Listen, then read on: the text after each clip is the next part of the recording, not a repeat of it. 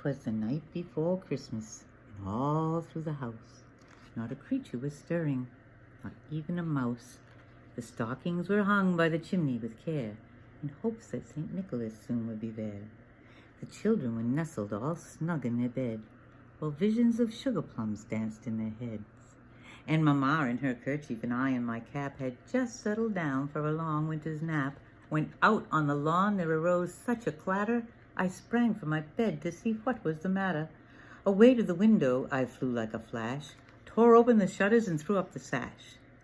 The moon on the breast of the new-fallen snow gave a luster of midday to the objects below, when what to my wondering eye should appear but a miniature sleigh with 8 tiny reindeer, and a little old driver so lively and quick, I knew in a moment it must be Saint Nick. More rapid than eagles his coursers they came, and he whistled and shouted and called them by name.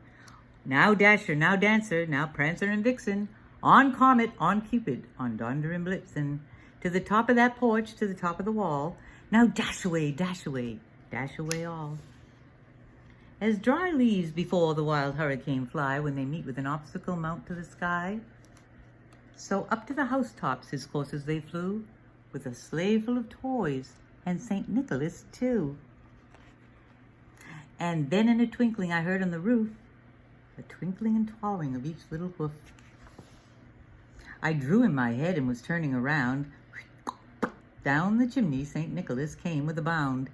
He was dressed all in fur from his head to his foot, but his clothes were all tarnished with ashes and soot. A bundle of toys he had slung on his back, and he looked like a peddler just opening his sack. His eyes, how they twinkled, his dimples, how merry. His cheeks were like roses, and his nose like a cherry.